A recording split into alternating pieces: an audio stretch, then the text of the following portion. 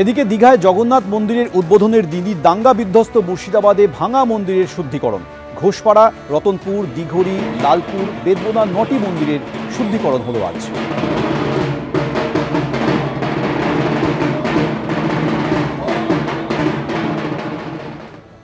এই বেদবোনা, আমাদের জাফরাবাদ, আমাদের দিঘড়ি, ঘোষপাড়া সমস্ত জায়গাতেই মন্দিরের উপরে আক্রমণ হয়েছে। মন্দিরকে আজকে শুভ অক্ষয় তৃতীয়ার দিন আমাদের বিরোধী দলনেতা এবং পশ্চিমবঙ্গের সনাতনী সেবকের অন্যতম কাণ্ডারি সে শুভেন্দু অধিকারীর নেতৃত্বে এই অঞ্চলে প্রত্যেকটা মন্দিরকে শুদ্ধিকরণ এবং পুজো পাঠের মাধ্যম দিয়ে আবার নতুনভাবে মন্দির যাতে তৈরি হয় তার চেষ্টা চলছে।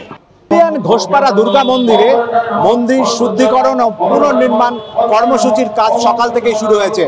কেন্দ্রীয় বাহিনীর যে জওয়ান তারা একেবারে মোতায়েন রয়েছেন এবং সঙ্গে শামশেরগঞ্জ থানার পুলিশও কিন্তু রয়েছেন এবং ধুলিয়ান এই ঘোষপাড়ার মানুষজন তারা ইতিমধ্যেই এখানে এসে উপস্থিত হয়েছেন এবং সকাল থেকেই সেই কর্মসূচির কাজ কিন্তু চলছে ধুলিয়ান ঘোষপাড়ায় আমরা দেখতে পাচ্ছি।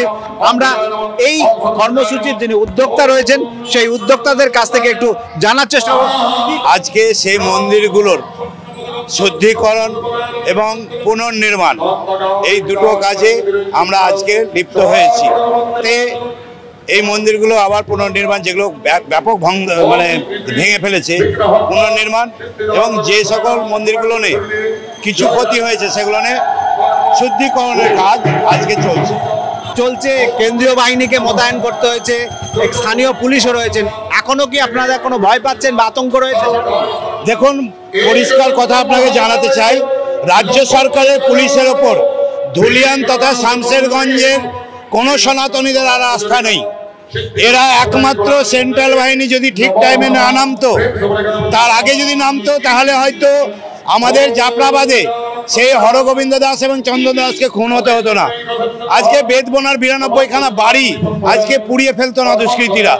তাই আজকে সেন্ট্রাল বাহিনী আছে বলেই আজকে ধুলিয়ান তথা শামশেরগঞ্জের সনাতনীরা অনেক সুস্থ অনুভব করছে।